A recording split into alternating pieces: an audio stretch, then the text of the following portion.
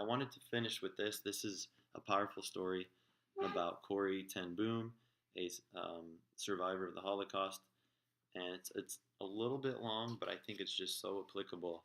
And for those of you who might feel like you're experiencing hell on earth, um, she did, and this is what helped her get through it. This is by Tim Suttle. It's a 2013 book, Corey and Betsy Ten Boom: How Suffering Helps Us Make the Missional Shift. When Corey and Betsy Ten Boom arrived at Ravensbrück, a notorious Nazi death camp that killed nearly 100,000 women, they spent their first night in an open field, hiding from the drizzle under a thin blanket.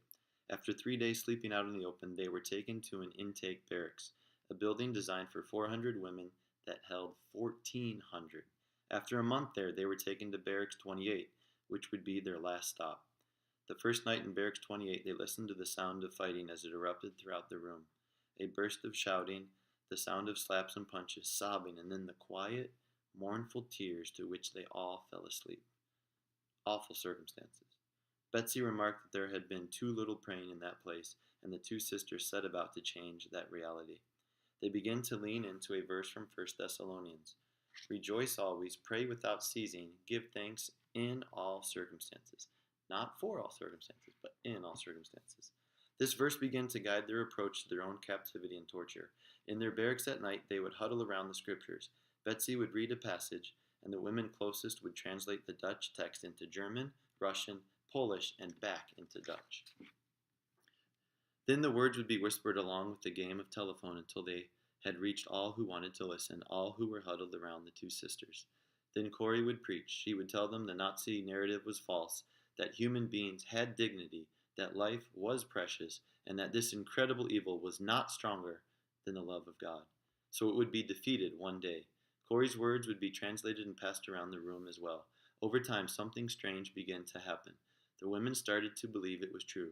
Barracks 28 became an oasis of peace in the midst of a storm of hellish violence and torture. Every night the women would look forward to at least a few minutes, sometimes an hour or more. Oh, I think it cut out there.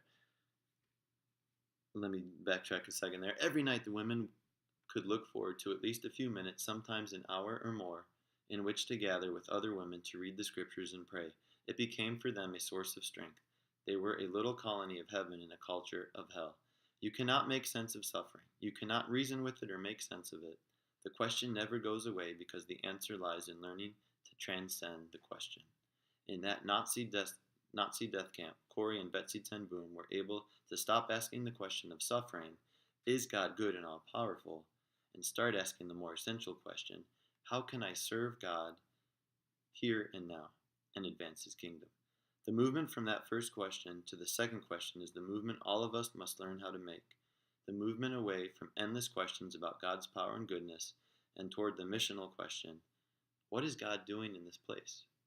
And how can I join with that mission?